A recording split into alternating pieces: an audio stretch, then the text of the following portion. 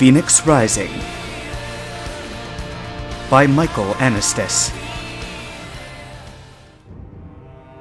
Lord of Madness, said Serge as he paced around the mobile home's living room. Been a while since I've heard that phrase. Lord of Madness? Choked Ash. Are you saying that's who Lom is? Well, probably not the Lord of Madness, said Merlin. In the past 70 years, it's been a secret code used in gangs, normally referring to gang leaders or high-potential operations in the making, like assassinations and such. Out of all those Pokemon creations we fought, 7 of them were nicknamed Lom, I explained. Now it's pretty much a given that Lom can only be trouble. And you knew about this? Said Ash. That Lom has it out for me? We didn't know that Lom was actually after you, said Serge. We just lived enough stories to know in general what Lom could be. To date, he's been everything from a Charizard to a Gengar to an Ungermax. Brock, Misty, and Jessie looked up from their sullen expressions. Ungermax? They all said at once. What's that? A destructive metallic Pokemon. Banned from the leagues because some of its basic attacks can be devastating. They're extremely rare, especially on this side of the world. You've probably heard stories about Bromax, its lower form. They're also banned from the leagues. Misty winked and held up her index finger. But I'll bet you have one, she said with a smile. And if I did, I wouldn't use it. I got up from my seat and walked into the bedrooms. I'm sorry, but all this talk is making my head spin. Just fill me in later. In the bedrooms, I found a recreation of a painting which some people keep in their basements and places like that. Faith and Ninetales, Raichu, Golduck, Machamp, Persia, Hypno and Arbok, the 2 ladies' men, gathered around the table, playing poker. A game called Follow the Bitch, to be exact. God, punish me for ever teaching my Pokemon to talk. Of course, the Pokemon playing cards were actually, if you can believe this, the world's first Pokeband, and a damn good one at that, which is actually the only reason I have to be thankful that they can talk.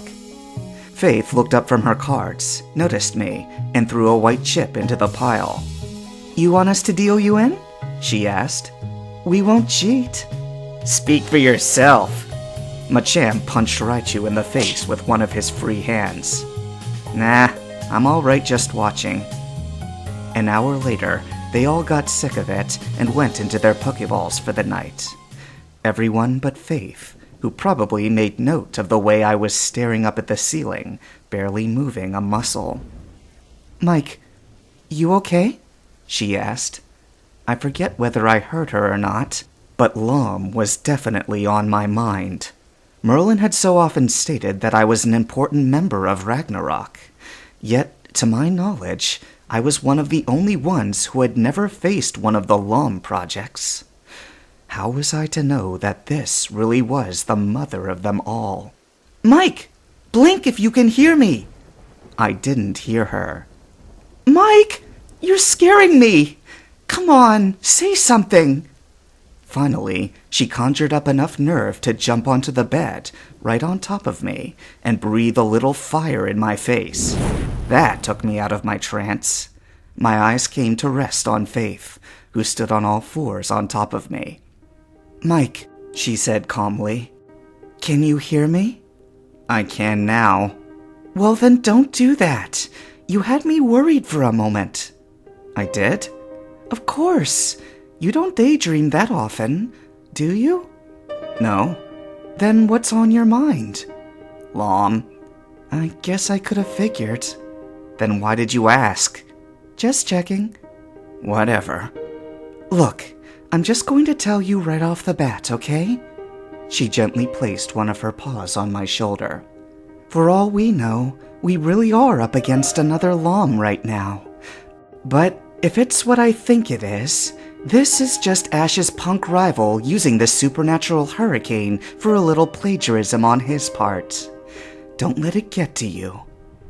I breathed deeply and closed my eyes. You always know what to say, don't you? Faith smiled and gently licked my cheek. I always do. At that very moment, the truck skidded off the road and fell on its side against a tree. Darius fell out of the driver's seat and into a puddle. He rose from the ground and limped over to the road in the pouring rain, pistol in hand, just in case he had seen what he thought he had. He began to feel queasy and released Gengar from his Pokeball. You called, Master? Don't call me that. Yes, Master. Whatever. Can you see in the dark? I am the dark. Then what's on the road there? Gengar faded into the night and went in for a closer look. To his eyes, the road seemed empty, but in his mind, there was something watching him, which was impossible because Gengar was invisible. Darius grew worried after Gengar remained gone for 10 minutes.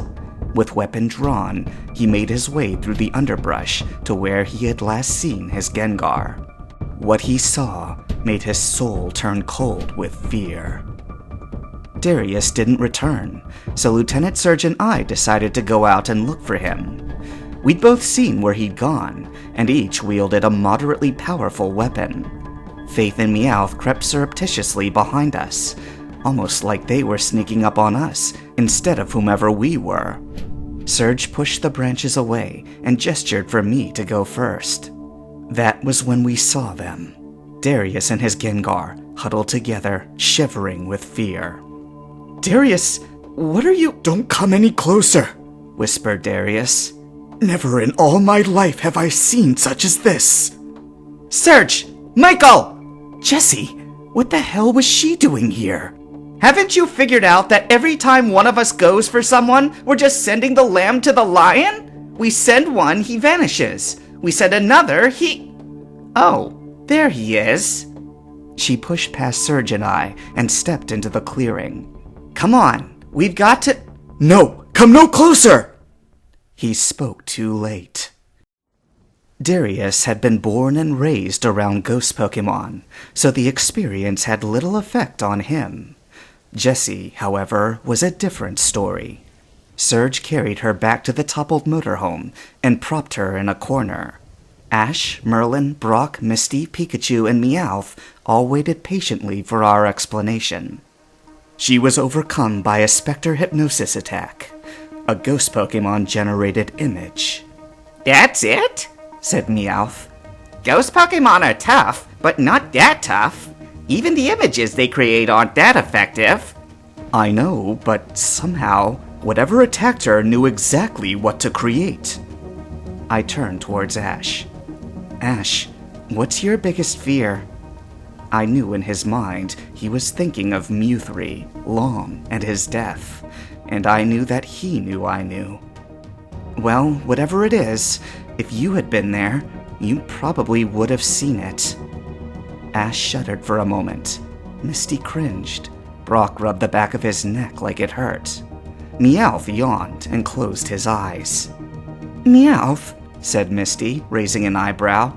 You don't seem surprised. Do you have something you'd like to share?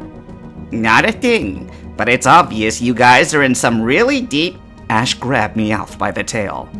You know something, and something important at that, don't you? Meowth swiped madly at the air, probably in an effort to break free. Ah! What if I do? Good, then enlighten us. Ash dropped Meowth to the floor. Oh! Meowth sat up and rubbed his forehead. Why should I tell you? It won't do you any good to know anyway. That's beside the point, said Merlin as he took a Pokeball off his belt. Arcanine, you know what to do. He threw the ball at Meowth, and Arcanine rose up behind him. Okay. Yeah! Meowth scrambled to his feet and tried to run away, but not before Arcanine grabbed Meowth's tail in his mouth. Darius stepped forward. Now, Meowth, I just saw someone who should have been dead for 20 years pull a gun on me. I want to know what made me see that. Meowth started crying. I could never tell you that! The boss would have my head! Better him than us. Jessie backed up against the wall. Are you two crazy? We need Meowth! Brock pulled Jessie aside. Trust me, they know what they're doing. Lord of Madness, Merlin repeated. Correct me if I'm wrong, but didn't Giovanni try to capture all of them? Don't tell us you forgot. All right. I won't tell you I forgot. Good. Now, what do you know about the thing I saw? Arcanine? Wait! I really don't know what it is. I mean, I remember the boss talking about something like that, but I don't remember exactly what it was. Just let me think. Giovanni? I asked. How long ago? Meowth shrugged. 5 or 6 years, I guess. Wraith. Meowth blinked. What? Wraith. A Gengar clone and one of the LOM projects. Supposedly, it's impossible to tell the difference, but the Ragnarok reports clearly state that Wraith was 4 times in size, capable of hypnotic and flame attacks, and in turn, capable of mind reading. That would explain how it created images perfect for you and Jessie, because it could see exactly what to create. Wraith? Oh yeah, Wraith! Now that you mention it, I remember everything the boss said. He's a ghost Pokemon. And you knew this all along? Said Merlin, more a fact than a question. Meowth bowed his head and closed his eyes. Yes? Meowth, Meowth, Meowth. Don't you remember that we're a team? Now, we could have gone through a lot less trouble if you just spit it out. But since you decided to be loyal to your boss... Meowth looked up at Arcanine, who still held him in his mouth by the tail. Please, just get it over with and kill me. No, Meowth, we're not going to kill you, though I really think we should. I just have one question, one that you really should know. Wraith was an independent project, without the assistance of any organization whatsoever. So how, pray tell, did he know about it? Meowth shrugged. It was in the paper.